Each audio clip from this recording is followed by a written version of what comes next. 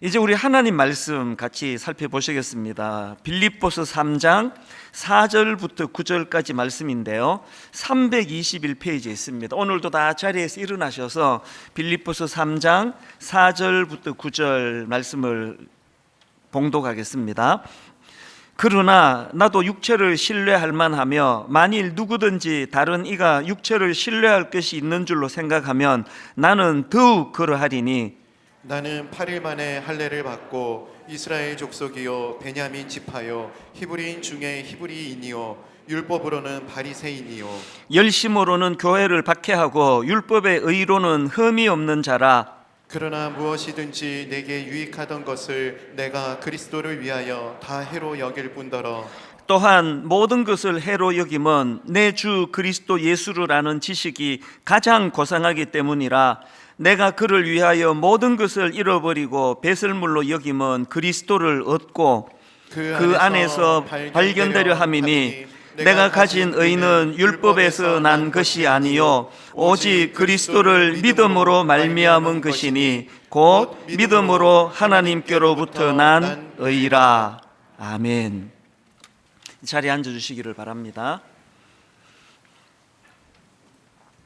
요즘 이 급변하는 세상, 너무나 변화가 많은 이 세상을 사는 게 참 힘들다, 이런 말씀을 하시는 분들이 종종 계십니다. 그리고 이 직장 문제도 너무 혼란스러운 상황을 겪는 분들이 많으십니다. 예를 들면 요즘 그 전기차나 수소차가 이제 보급이 늘고 있지 않습니까? 이것 때문에 어려움을 겪는 사업체들이 점점 많아지고 있다는 겁니다.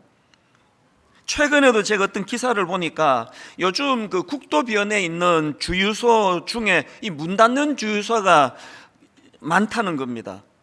왜 그러냐 하니까 이제 막 고속도로도 새로 많이 완공이 되고 그러다 보니까 국도를 이용하는 차량도 줄어드는데 엎친 데 덮친 격으로 이제 막 전기차, 수소차 이런 차들이 늘어나니까 주유소를 이용하는 손님들이 점점 줄어들어가서 그렇게 문을 닫는 이런 일들이 일어나고, 앞으로 이제 전기차가 본격적으로 이제 출시가 되면은 아마 휘발유 사용하는 모든 주유소들이 이제 문을 닫게 되는 이런 엄청난 이제 시련에 직면을 할 수밖에 없는 거 아니겠습니까? 비슷한 기사도 봤는데요, 그 기사 제목이 이랬습니다. 전기차 보급률 5%, 자동차 정비업소 13% 폐업. 지금 우리가 타고 다니는 자동차에 투입되는 부품이 대략 한 3만 개 정도라고 합니다.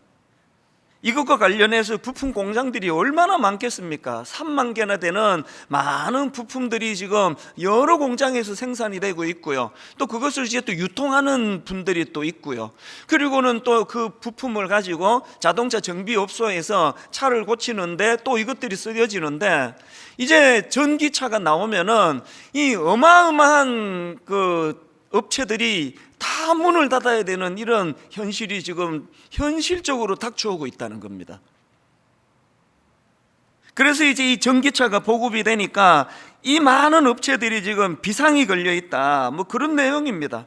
사실 위기는 자동차 관련 산업만 위기가 아닙니다. 은행을 한번 보십시오.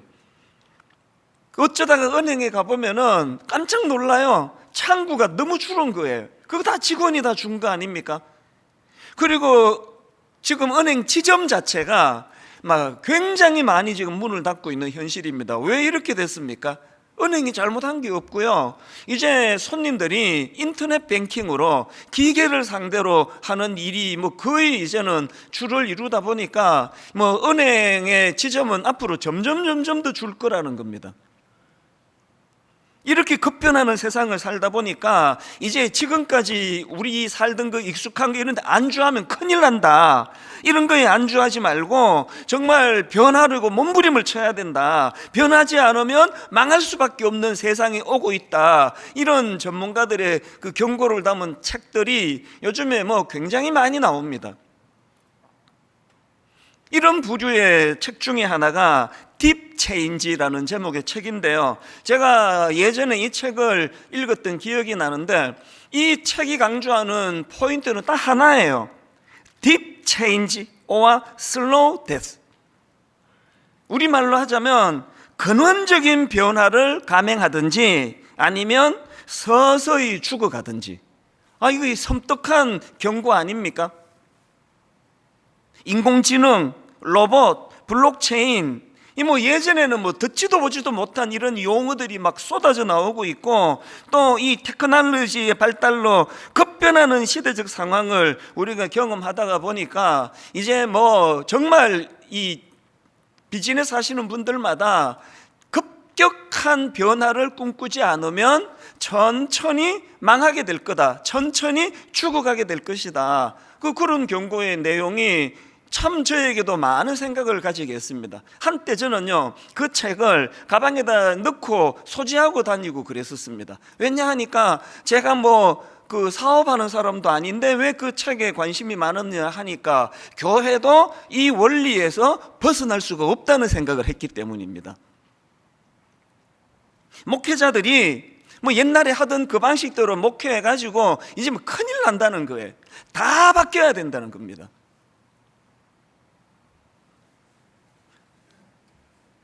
교회도 이 구호에서 벗어날 수가 없습니다. 근원적인 변화를 감행하든지 점진적인 죽음을 받아들이든지. 복음이 이 땅에 들어온 이후로 지금처럼 위기를 맞은 적이 없다고 저는 생각을 합니다. 코로나19 아시잖아요.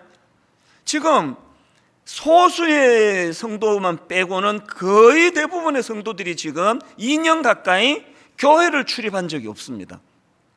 더 절망적인 것은 이 코로나19가 언제 끝날지를 모른다는 겁니다. 여러분, 지난 5월 달에 또 6월 달에 정부 발표하는 거 기억하시죠? 이제 주사 2번, 백신 주사 2번 맞으면 이제는 거의 일상으로 돌아갈 수 있을 것 같은 그런 기대에 부푼 발표를 듣고, 그래서 빨리 주사 맞기를 원했는데 지금 와서 소용이 없대요. 또 이제 3번째 주사를 또 맞아야 된다는 겁니다. 그리고 최근에는 또 이상한 그 변이 바이러스가 나와가지고 이제 이 백신 주사 자체가 이게 무기력해질지 모른다, 이런 전망이 나오니까 이제 언제 성도들이 교회를 찾아오는 날이 오겠느냐고요. 많은 전문가들이 지금 걱정을 합니다. 가정에서 그거 TV 켜놓고 또 인터넷 유튜브 이런 거 켜놓고 예배 드리는 게 익숙해져 가지고 이제는 코로나가 사라져도 교회를 찾아오지 않는 사람들이 엄청 많아질 것이다, 그런 우려들을 굉장히 많이 하거든요. 그래서 저는 우리 전 교역자들에게 지금 한 1년 전서부터 강조하고 있습니다. 옛날에 하던 그 방식 가만히 있으면은 다 찾아오겠지, 구름대처럼 몰려오던 그 시절 다 지워버리고 완전히 변해야 된다.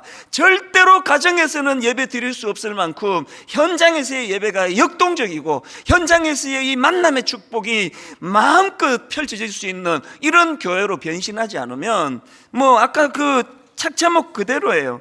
Deep change or slow death. 천천히 죽어갈 수밖에 없는 이 현실을 방치하면 안 된다. 여러분, 개인도 마찬가지입니다. 이제는 내가 그냥 이력서에 크리스찬입니다, 이것 갖고는 지금 되는 세상이 아닙니다. 완전한 변화를 꿈꿔야 되는데요, 저는 오늘 본문을 이런 관점으로 살펴보기를 원합니다. 오늘 본문은 사도 바울이 감옥에서 쓴 편지입니다. 빌립보 교회 성도들을 또 감사도 표현하고 여러 이유가 있지만 거기에 보면은 또 많은 경고의 말씀들이 또 담겨 있는 것을 볼 수 있는데요. 왜 그러냐 하니까 지금 사도 바울도 감옥에 갇혀 있는, 복음 전하다 붙잡힌 위기에 처해 있지만 이 편지의 수신자들인 빌립보 교회도 지금 여러 가지 어려움에 직면해 있습니다. 지도자 바울은 복음 전하다 감옥에 가버렸죠. 얼마나 많은 믿음 없는 사람들이, 믿음 약한 사람들이 어떻게 이런 일이 있을 수 있느냐고, 하나님 과연 살아계시나? 아니 어떻게 그렇게 열심히 복음 전하는 바울이 감옥 갈 수 있나? 그렇게 시험 드는 사람도 많이 나올 거고요. 또 빌립보서에 보면은 성도들 간에도 다툼이 있었던 것 같아요. 게다가 외부의 공격도 극심했지만 무엇보다도 교회 안에 있는 유대 율법주의 유대 율법주의자들, 이 유대 율법주의자들이 강조하는, 주장하는 게 뭐냐 하니까 예수 믿는 거 좋지, 그러나 예수 믿는 것만으로는 충분하지 않다는 겁니다. 예수도 믿어야 되지만 예수 믿는 믿음 위에다가 유대교의 전통을 따라서 할례를 받아야 구원을 얻는다. 이런 유사복음, 이게 살짝 이단이다, 끝이 다른 게 이단 아닙니까? 이 유사복음으로 성도들을 혼미하게 하는 일이 교회 안에서 일어나고 있으니까 이게 교회로 봐서는 그 정체성의 위기를 맞이한 겁니다. 빌립보서 3장 2절에 보니까 개들을 삼가고 행악하는 자들을 삼가고 몸을 상해하는 일을 삼가라. 지금 바울이 격한 표현으로 지금 반응하고 있는데요, 여기서 말하는 개들이 그게 바로 교회를 어지럽게 하는 유대 율법주의자들을 두고 하는 말이거든요. 바울이 그 유대 율법주의자들을 향하여 개들, 또 행악하는 자들, 이런 격한 표현을 쓰는 게 뭘 의미한다고 생각하십니까? 교회 안에 악한 영향력을 행사하고 있다는 뜻 아닙니까? 아무런 영향을 못 미치면 바울이 뭐하러 이런 반응을 하겠냐고요. 이런 위기에 놓여 있는 상황에서 바울이 이런저런 권면으로 말씀을 전하고 또 위로하고 경고하고, 그렇게 하고는 이제 빌립보서 말미에 이런 말씀을 거기다가 적어놨습니다. 빌립보 4장 8절 9절, 끝으로 형제들아, 이 마지막으로 이런 뜻이죠. 끝으로 형제들아, 무엇에든지 참되며 무엇에든지 경건하며 무엇에든지 오르며 무엇에든지 정결하며 무엇에든지 사랑받을 만하며 무엇에든지 칭찬받을 만하며 무슨 덕이 있든지 무슨 기림이 있든지 이것들을 생각하라. 그리고 9절에 너희는 내게 배우고 받고 듣고 본 바를 행하라. 그리하면 평강의 하나님이 너희와 함께 계시리라. 무슨 뜻인지 아시겠죠? 아무리 공격이 심하고 아무리 혼란이 많고 아무리 어려움이 있다 할지라도 복음의 중심을 잘 세워가지고 주님을 의지하면 주님이 도와주실 것이다, 평안으로 인도하실 것이다. 여러분, 이게 얼마나 안정적입니까? 저는 한 교회를 담임하는 목사이다 보니까요, 정말 사도 바울과 같은 존재가 되고 싶습니다. 엿새 내내 악한 공격과 무슨 드라마를 켜도 무슨 영화를 하나 봐도 계속 오늘 우리 교회를 공격하는 이런 것들에 접해 있는 성도들이 마음이 힘들고 어수선하고 복잡하다가도 주일날 종이 인도하는 이 예배에 함께 은혜로 주님의 은혜를 누리고 예배를 드리고 나면 마음의 안정감을 누리게 하는 그런 교회, 또 그런 목회자, 얼마나 제가 꿈꾸는지 모르겠습니다. 여러분, 이런 꿈을 목사만 꾸어야 됩니까? 오늘 여러분이 바울과 같은 이런 안정감을 주는 성도, 그리고 여러분 가정의 자녀들, 아내와 남편은 물론이고 참 교회에서 만나는, 다락방에서 만나는 불안해하는 성도들에 대하여 참 안정감을 가지고 권면할 수 있는 이런 성숙한 성도가 되고자 하는 꿈, 이게 여러분의 꿈이 되시기를 바랍니다. 이 꿈을 우리가 같이 꾸자는 겁니다. 그러려면은요, 아니 사도 바울은 지금 이게 남 걱정할 때가 아니에요. 자기 인생의 위기예요. 이게 복음 전하다 감옥에 갇히고 이게 풀려날 건지 이대로 죽을 건지 너무나 한치 앞을 알 수 없는 상황인데, 바울은 어떻게 이렇게 정서적으로 뿐만 아니라 영적으로 뿐만 아니라 정서적으로도 안정감을 가지고 그렇게 감옥 바깥에 있는 성도들을 안돈하고 안심시키면서 그런 권면의 글을 쓸 수 있는가? 그래 제가 오늘 이 질문에 대해서 오늘 본문에 나오는 표현 3가지를 가지고요, 이제 우리도 이걸 좀 추구했으면 좋겠다. 여러분, 이 요동하지 않는 인생이 되기 위하여, 요동하지 않기 위해서 우리가 기억해야 될 3가지 표현이 있는데요, 본문에서 첫째가 그러나입니다. 그러나 이 접속사가 뭘 의미하는지 설명을 드릴게요.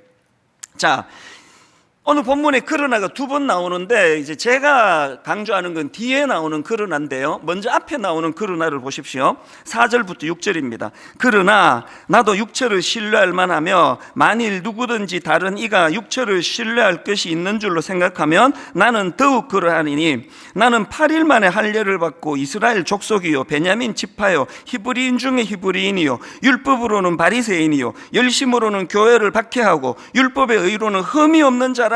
지금 이 4절에 나오는 그러나는요, 앞에서 언급했던 그 유대 율법주의자들, 교회를 어지럽히는 자들을 향해서 한 말이에요. 니들이 육체를 자랑하지만 그 육체를 자랑하는 것으로 치면 내가 니들한테 절대로 뒤지지 않는다. 그러면서 바울이 예수님 만나기 이전에 자기가 그 자랑하고 다녔던 그 모든 것들을 4절부터 쏟아놓고 있는 거거든요. 그렇게 쭉 자기의 육체적인 자랑, 그 자기 배경 이런 것들을 자랑한 바울이 그 다음 7절에서 제가 말씀드리는 그러나가 나옵니다. 7절입니다. 그러나 이 모든 걸 자기가 자랑하면서 살았는데 예수님을 만난 이후로 그러나 무엇이든지 내게 유익하던 것을 내가 그리스도를 위하여 다 해로 여길 뿐더러, 이 뭐 엄청난 그러나예요.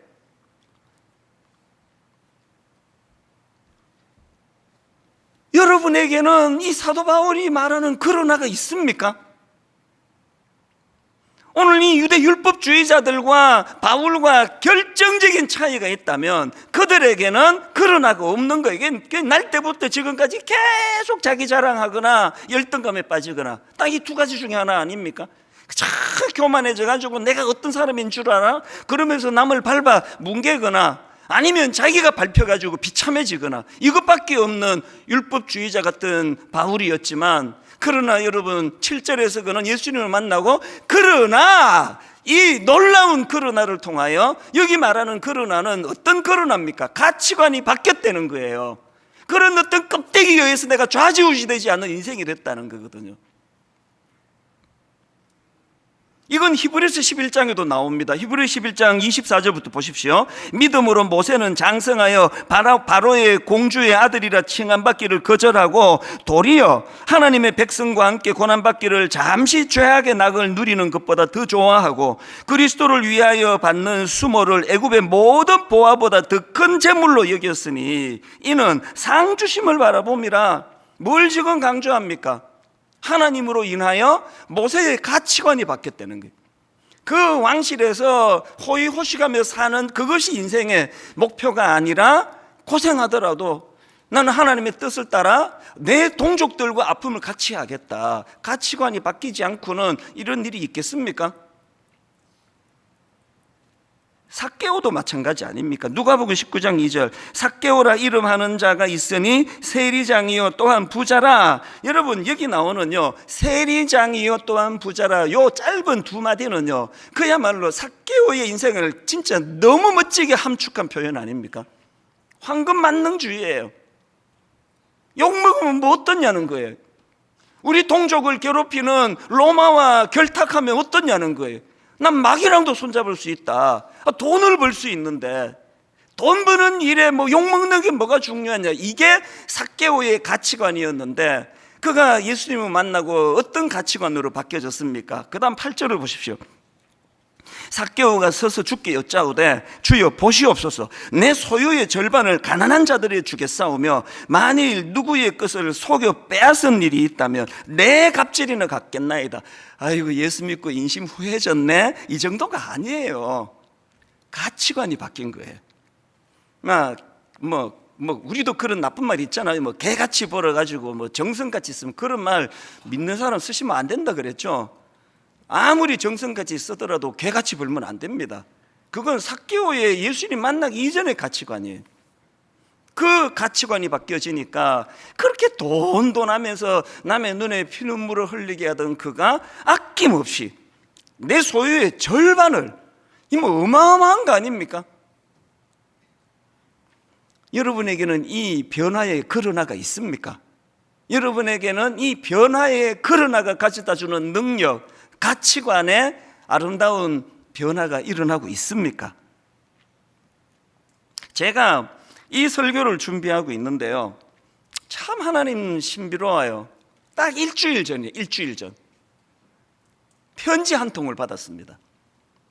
우리 교회 청년인데요, 결혼을 앞두고 있어요. 그 보니까 우리 교회 안에서 만난 거예요. 그러니까 이 사람들은 진짜 잘 살아야 돼요. 제가 여기다 개척 안 했으면 절대로 만날 수 없는 사람이거든요. 근데 일산에다 개척할 뻔했는데 이 두 사람 어쩔 뻔했습니까? 그러니까 하나님이 맺어준 사람들 아닙니까? 근데 참 귀해요. 이제 이 두 예비 부부가 저한테 와서, 목사님 이제 결혼을 하면 우리 부부는 분당 우리 길 떠나기로 했습니다. 그래서 29교회로 가기로, 일만소도 파수 운동에 동참하기로 했습니다. 그래서 이제 우리 교회에서 받은 은혜를 한번 정리하는 차원에서 뭐 장문의 편지를 보냈습니다. 이것도 손편지로, 뭐 보통 정성이 아닙니다. 저 지난 한 주 내내요, 뭐 이 편지를 뭐 성경 다음으로 열심히 읽었습니다. 여러 번 읽었습니다. 앞부분을 제가 먼저 좀 읽어드리고요, 오늘 이 설교 총 정리하는 결론에 가서 뒷부분을 제가 읽어드리려고 하는데, 자, 앞부분만 한번 들어보십시오. 분당 우리 교회에 오기 전까지 저는 감정적으로는 하나님을 느끼고 경험했지만 성경과 구원의 원리에 대해서 잘 알지 못했습니다. 어머니의 신앙에 기대 신앙생활을 해왔습니다. 그러다 성인이 되면서 스스로 결정할 수 있는 것들이 많아지자 매주 당연하게 출석하던 예배에도 의문을 갖게 되었습니다.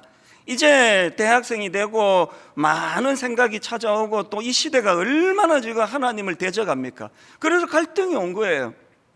신앙의 회의가 와가지고 그 다음 한번 들어보세요. 제 뜻대로, 하고 싶은 대로, 마음대로 살아보다가 나중에 다시 하나님께 돌아오겠습니다, 이렇게 선언하며 부모님의 영향력에서 벗어나 1년간 미국과 유럽으로 교환학생으로 가서 교회에 출석하지 않았습니다. 그나마 미국에서는 관성 때문에 몇 번 캠퍼스 교회를 출석했지만 유럽에서는 정말 교회가 없는 도시로 가게 되어 하나님과 단절된 시간을 경험했습니다. 근데 이렇게 하나님과 단절된 시간을 경험한 이 청년이, 이 자매가요, 한번 그 이유를 들어보세요.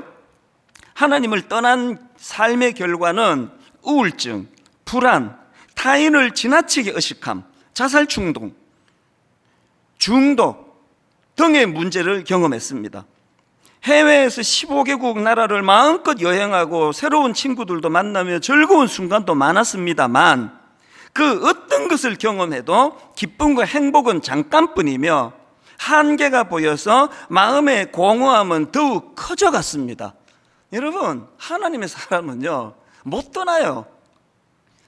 이제 막 해방이다, 막 부모님도 떠나고 막 교회 가라고 강요하는 또 가족도 안 계시고 그러니까 막 마음껏 살았는데 그 마음에 찾아오는 공허함, 우울증, 불안, 사람을 지나치게 의식하게 되고 자살 충동, 중독, 그렇게 혼미한 상태에 있던 이 상황인데요, 그 당시로 어머니가 저희 교회를 안 나오셨는지 그 추천을 하시더래요. 어머니가 그 분당 우리 교회 한 가봐라. 그래서 이제 이 청년이 우리 교회에 이제 나온 거예요. 그리고 이제 대학부를 나갔는데요, 이제 대학부 목사님 만나 상담을 했더니 이런 마음에 이제 여러 가지를 했더니 이 목사님 대단한 목사님입니다. 너무 자랑스러워요. 그 청년 보고 뭐 복잡한 얘기하지 말고 나와봐라. 다 이 자매같이 이렇게 갈등하는 그 청년들이 모여있는 대학부인데 와보면 알게 된다. 그래서 이제 교회 생활을 우리 교회에서 새로 시작을 하게 됐다는 그 이야기예요. 여러분, 이제 뒷부분에 그 결론에 대한 말씀은 제가 다시 읽어드리겠지만요, 뭘 우리가 알아야 됩니까? 모태신앙이라고, 여러분 우리 그 신혼 때는요 이런 말들이 유행했습니다.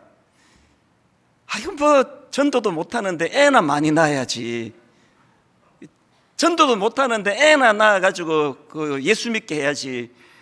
그거 100% 농담이에요. 그거 맞는 말이 아니에요. 애 많이 낳는다고 저절로 그리스도인이 되는 게 아닙니다. 이 청년이 경험했던 것처럼 철 드니까, 나이 드니까 회의가 오는 걸요. 뭐 왜 회의가 옵니까? 오늘 교회 교육에 진짜 점검해야 되는 부분이 이거예요.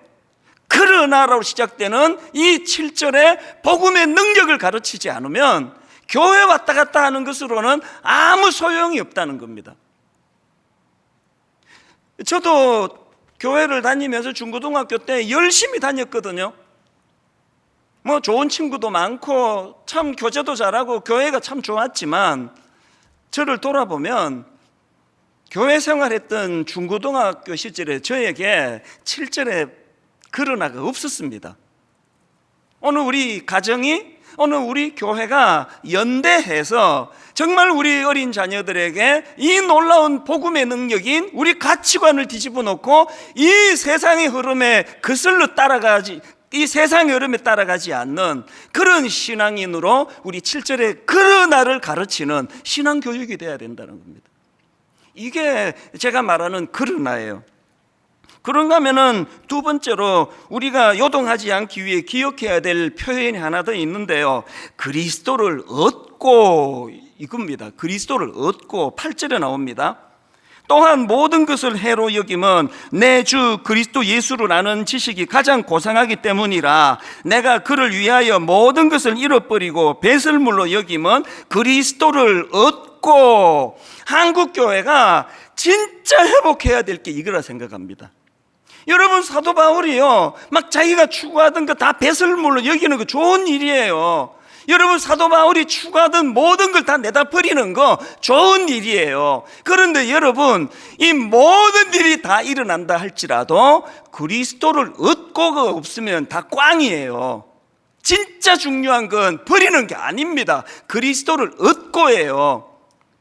그리스도를 얻고가 없는 배설물로 여기면 불교 스님에게서도 배울 수 있는 거 아닙니까? 불교가 우리보다 버리는 거 더 잘 가르쳐요. 우리가 추구해야 되는 건 버리는 것이라는 결과가 아니라 그리스도를 얻고예요. 그리스도를 얻고. 갈라디아 6장 14절 바울이 이렇게 고백합니다. 그러나 내게는 우리 주 예수 그리스도의 십자가 외에 결코 자랑할 것이 없으니, 이게 바로 시편 34편 8절에 나오는 너희는 여호와의 선하심을 맛보아야 할지어다. 종교생활 하느라고 부모가 강요하니까, 그 순장님이 자꾸 요구하니까 배설물처럼 여기는 이 끌려다니면 오래가지를 못합니다. 여러분, 여기 8절에서요 진짜 중요한 포인트 하나를 발견을 했는데요. 자, 8절을 보십시오. 8절을 다시 보십시오. 여기 나오는 그리스도를 얻고 할 때 이 얻다라는 이 단어는 케르다이노라는 단어인데요, 이 단어는요 고대 상업 용어입니다. 그러니까 그리스도를 얻고가 왜 케르다이노라는 단어를 썼는가 하면은요, 이 상품을 저 상품으로 교환하는 교환 거래를 의미하는 고대 상업 용어를 쓴 바울의 의도가 뭐겠냐고요. 그저 내가 예수 믿으니까 내 손해보고 살아야지, 내 예수 믿으니까 내가 그냥 불행해도 나는 뭐 어쩔 수가 없지, 이게 그리스도를 얻고가 아닙니다. 이게 상업 용어라니까요. 여기 나오는 케르다이노 이 단어가요 야고보서 4장 13절에도 나옵니다. 들으라, 너희 중에 말하기를 오늘이나 내일이나 우리가 어떤 도시에 가서 거기서 1년을 머물며 장사하여 이익을 보리라 하는 자들아. 장사하여, 이게 케르다이노예요. 뭘 강조하는지 아시겠습니까? 자꾸 예수 믿는데 그냥 이 즐거움도 그냥 그 주를 위해서 바치라, 행복도 주를 위해서 바치라, 십자가 져라, 그래서 얻는 게 그리스도를 얻고가 아니에요. 저울질하는 거, 이런 거예요. 제가 89년에 하나님의 소명을 따라, 원래 저는 이제 막 미친 듯이 돈을 벌어가지고 이제 40살에 한국에 와서 이제 고아원도 차리고 양로원도 차리고 이런 꿈을 가지고 돈 버는 일에 막 인생을 다 갖다 바쳤는데 하나님께서 그거를 중단시키셨잖아요. 89년도에 그 하던 비즈니스, 스몰 비즈니스 다 내려놓고 한국에 가서 목사가 돼서 청소년들을 도와라. 그리고는 제가 한국으로 돌아온 지가 31년이 됐거든요. 그래서 제가 여기 나와 있는 단어 그대로예요. 이 케르다이노, 요즘에 그 저울질을 많이 합니다. 제가 미국에서 그냥 한국 안 돌아오고 목사 안 되고 그냥 계속 슈퍼마켓 하고 뭐 이래가지고 열심히 돈 벌었으면 뭐 캐딜락도 타고 뭐 좀 그랬을 것 같은데요. 왜냐하면 막 악바리 같이 했으니까요. 손님이요 99센트짜리 조그마한 물건 찾는데 없으면요, 그거 내가 내일 아침에 내가 반드시 구해주겠다 그러고 그 99센트짜리 물건 구하려고 가게 문 닫고 그 밤에 그 달려가지고 그거 사다 대주고 했던 이런 일을 했던 막 그냥 막 불이 탔으니까 돈 벌어야 되겠다고 막 그렇게 미친 듯이 벌었으면 좀 벌 수 있지 않았을까요? 캐딜락은 탔을 것 같지 않으세요? 저 목사가 뭐 캐딜락에 무슨 뭐 한이 맺혔나가 아니고요. 제가 지금 비교를 하는 거예요. 제가 지금 이제 30년이 지난 지금 계속 미국에서 제가 장사하면서 쭉 살았으면, 그리고 지금 한국에 안 돌아왔으면 이런 것들을 제가 저울질하면서 캐러다이노를 제가 하고 있는 거예요. 그렇게 저울질 했더니요, 이게 아까 그 교환 거래를 의미하는 고대 상업 용어라 그랬는데요, 내 인생에서 이 장사가, 인생의 장사가 대박이 난 거예요. 이렇게도 행복할 수가 없고요, 이렇게 가치 있고 의미 있는 삶을 살기가 어렵고요. 미국에 있었으면 어디서 제가 지금 아내와 같은 이 예배를 그분이 듣고 계시니까 어디서 제가 이런 분을 내가 만날 수가 있습니까? 마음에 없는 얘기를 할 때는 또 목소리가 떨리기도 합니다. 여러분 저울질 하세요. 계속 그렇게 사시렵니까? 그렇게 긴장되고 그렇게 어려운 삶 속에서 아등바등하면서 내가 살아내려는 인생이 아니라 여러분 하나님 앞에서 그리스도를 얻고, 그래 여러분 이 세상에 집착하는 걸 내려놓으시고 그리스도를 얻으시는 여러분 되시기를 바랍니다. 마지막 세 번째로 한 가지 표현도 기억하셔야 돼요. 그 안에서 발견되려 함이니, 9절입니다. 그 안에서 발견되려 함이니 내가 가진 의는 율법에서 난 것이 아니요 오직 그리스도를 믿음으로 말미암은 것이니 곧 믿음으로 하나님께로부터 난 의라. 그런데 여기서 중요한 게 뭐냐면은 여기 나오는 발견되려 함이니 할 때 이 발견하다, 이 헬라어는요 유리스코라는 단어인데, 중요한 거는 유리스코의 수동태예요. 수동태. 이게 왜 중요하냐? 이 9절에 나와 있는 발견하다라는 동사가 쓰여져 있는 그 본문이 하나 더 있는데, 누가복음 15장 6절입니다. 집에 와서 그 벗과 이웃을 불러 모으고 말하되 나와 함께 즐기자, 나의 잃은 양을 찾아내었노라 하니라. 지금 한 마리 양을, 잃어버린 한 마리 양을 찾아 헤매시는 그 주님의 마음을 잃어버린 양으로 표현할 때가 많지 않습니까? 지금 오늘 본문에서도요, 양을 잃어버린 목자가 양을 찾아냈어요. 이게 주인 입장에서 그런데 이게 수동태, 양 입장에서는 어떤 겁니까? 양 입장에서는 그 주인에게 발견된 거예요. 사도 바울이 지금 왜 수동태를 쓸까요? 자기는 9절 다시 보세요. 그 안에서 발견되려 함이니, 이 수동태예요. 이게 왜 중요합니까? 그가 다메섹 도상에서 주님에 의해 발견되기 전에는 내가 율법을 구현하려고 아등바등 몸부림을 치고 예수 믿는 사람 잡으러 다니고 내가 의를 율법으로 이루려고 몸부림칠 때 전혀 얻을 수 없었던 하나님의 의를 그리스도에 의하여 수동태 발견되어진 이후로 자기 삶에 하나님의 의가 이루어지더라. 그래서 이런 삶이 왜 기쁘냐? 9절을 다시 보세요. 그 안에서 발견되려 함이니 내가 가진 의는 율법에서 난 것이 아니요, 자기가 찾는 게 아닙니다. 율법에서 난 것이 아니요 오직 그리스도를 믿음으로 말미암은 것이니, 내가 노력해서 나 하나님을 찾았다, 내가 노력해서 진리를 발견했다, 내가 노력해서 득도했다, 기독교적인 거 아닙니다. 우리는 한 게 없어요. 수동태예요. 발견되어졌을 뿐입니다. 여러분, 이찬수 목사는 1983년도에 하나님께 가장 인생의 밑바닥을 헤매던 20대 초반에 하나님에 의하여 발견되어진 인생이에요.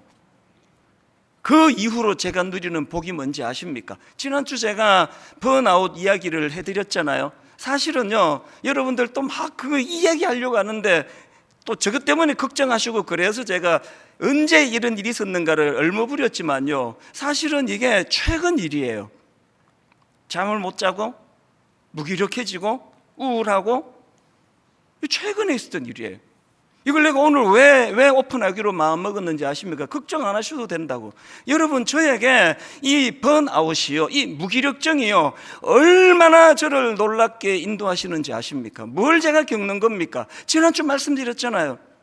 주일날 이제 시간은 점점 가는데 1시간 이상 넋을 놓고 이렇게 있어도 그 주에도 발견된 자들이 누리는 복이 뭡니까?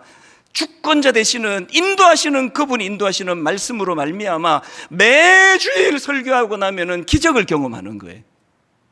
우리 집 애들이 그 기간을 누구보다 잘 알아. 목격자예요. 멍하고 우울하고 얘들도 네 집에 들어오면 아빠 괜찮아요? 괜찮아요? 그렇게 교회를 갔던 아빠가 주일날 설교할 때 보니까 아빠 왜 저러지? 막 신나게 설교하고 집에 가면 또 힘들다 이러고 있으니까 발견된 자들이 누리는 복이 그거예요. 제가 인생을 영위해 가는 것이 아니라 저를 발견해 주신 그분의 힘으로 살아가는 인생. 결론을 그 자매, 아까 청년부 그 귀한 그 청년의 결혼을 앞둔 자매의 그 편지를 읽어드리는 것으로 이제 결론을 맺으려고 하는데요. 그 전에 여러분 이제 크리스마스 가정별로 추리를 이 정신으로 계속해 주시고요. 또 그런가 하면은 오늘 저녁에도 크리스마스를 앞두고 정말 행복한 가족 밥상, 정말 자녀들과 함께 그러나에 대한 말씀을 나누시고요. 그리고 여러분 이제 오늘부터 3주 동안에 우리 홈페이지에 매일마다 성탄을 기다리며 예수님에 대하여 묵상하고 또 감사를 기록할 수 있는 묵상과 감사 노트를 매일매일 옮겨 드릴 겁니다. 화면으로 저 내용들이 매일매일 올라갈 것입니다. 오늘 이 말씀을 이번 연말까지 계속 묵상하시되 하나님이 3가지 하나님 앞에 은혜를 구합니다. 그러나 이 복음의 능력을 맛보는, 그러나 또 2번째 그리스도를 얻고 이 기쁨을 맛보는 우리 교회, 그런가 하면은 그 안에서 발견되려 함이니. 이제 이 내용을 다 종합해서 그 자매의 편지를 읽어드리는 것으로 말씀을 마무리하겠습니다. 내용 뒷부분이 이렇습니다. 이제 이분이, 이 자매가 이제 우리 교회 공동체로 들어온 거예요. 그리고 나서 이제 좀 마음에 염려가 있었습니다. 처음에는 또다시 사람에게 상처받고 싶지 않아서 아무와도 교제하지 않고 조용히 예배만 드리려다가 호기심에 새가족 1강 강의만 들어봐야겠다 생각하고 새가족반에 제 발로 찾아갔습니다.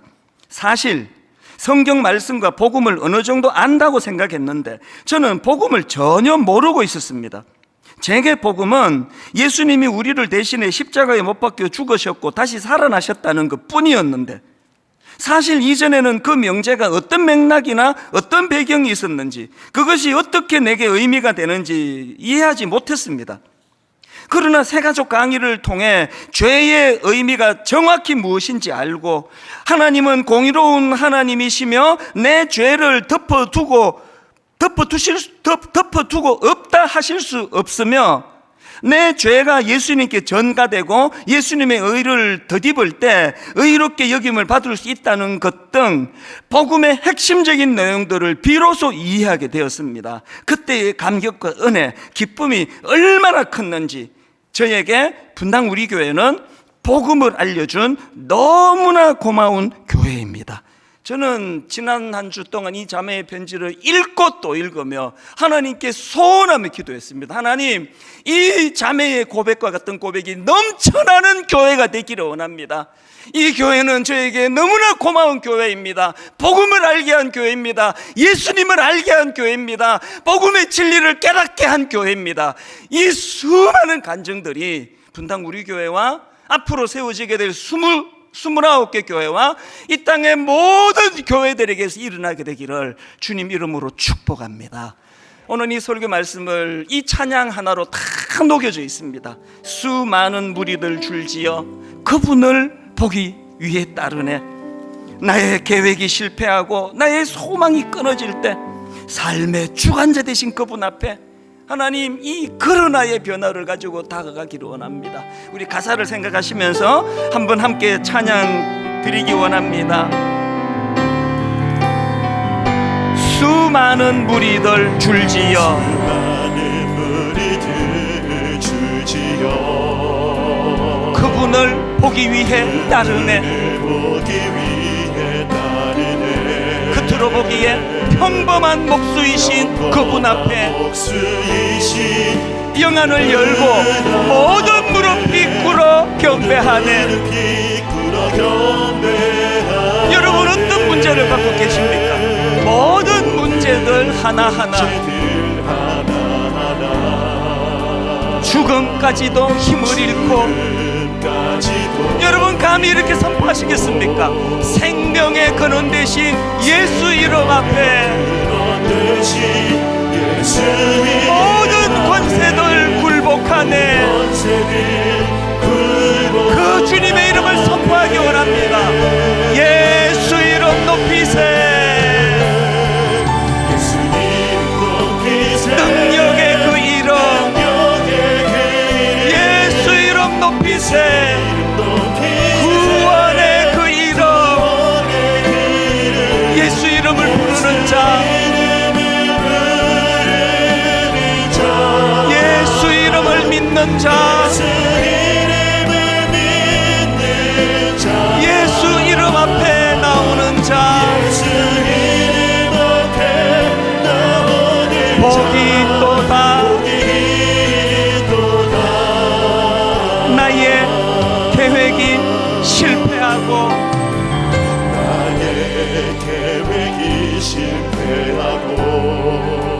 나의 소망이 끊어질 때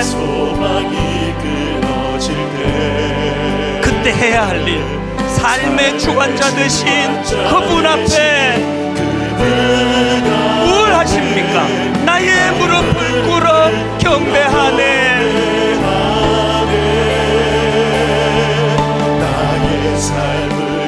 나의 삶을 그분께 맡길 때 비로소 나의 마음 평안해. 구원의 반석 되신 예수의 이름은 여러분 다 같이 함께 소리 높여 찬송하네. 예수 이름 높이세. 능력의 그 이름 예수 이름 높이세. 구원의 그 이름 예수 이름을 부르는 자 예수 이름을 믿는 자 예수 이름 앞에 나오는 자 복이 있도다. 우리 나의 자리에서 일어나셔서 우리 후렴 한번 더 이렇게 노래합니다. 우리 주 예수 그리스도의 은혜와 하나님 아버지의 다함없는 사랑과 성령님의 감동, 감화, 위로, 교통, 충만하심의 역사가 오늘 주신 말씀 마음에 담고 힘얻어 달려가기로 다짐하며 예배하는 모든 주의 자녀들 머리 위에 지금부터 영원토록 함께 하시기를 간절히 축원하옵나이다. 아멘.